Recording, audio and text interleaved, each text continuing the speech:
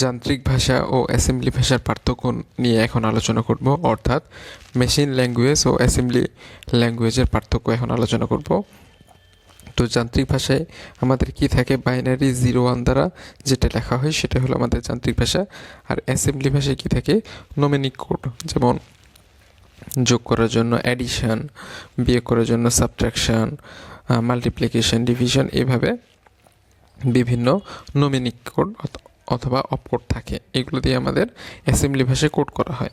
Machine ভাষায় যে প্রোগ্রামটা লেখা হয় তাকে অবজেক্ট প্রোগ্রাম বলা হয়, আর অ্যাসেম্বলি ভাষায় যে প্রোগ্রামটা লেখা হয় তাকে সোর্স কোড বলা হয়। এক্ষেত্রে আমাদের কোনো অনুবাদকের প্রয়োজন হয় না, কারণ এটা 0 আর 1 দিয়ে লেখা হয়। এক্ষেত্রে আমাদের অনুবাদকের প্রয়োজন হয়, অ্যাসেম্বলার নামক এক ধরনের অনুবাদকের প্রয়োজন হয়। মেশিন ভাষা কে সহজে বুঝতে পারে, মেশিন সহজে বুঝতে পারে, কিন্তু অ্যাসেম্বলি ভাষা মেশিন সহজে বুঝতে পারে না। এর জন্য আমাদের কম্পাইলারের প্রয়োজন হয়, এর নাম হলো অ্যাসেম্বলার। ডিব্যাগ করা খুব কঠিন, অর্থাৎ ভুল বের করা খুবই কঠিন। এক্ষেত্রে ডিব্যাগ করা খুব সহজ, অর্থাৎ ভুল বের করা সহজ।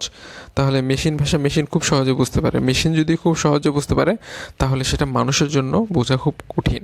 আর অ্যাসেম্বলি ভাষা মেশিনের জন্য বোঝা কঠিন, কিন্তু মানুষের জন্য বোঝা খুবই সহজ, অর্থাৎ একটা আর একটার বিপরীত।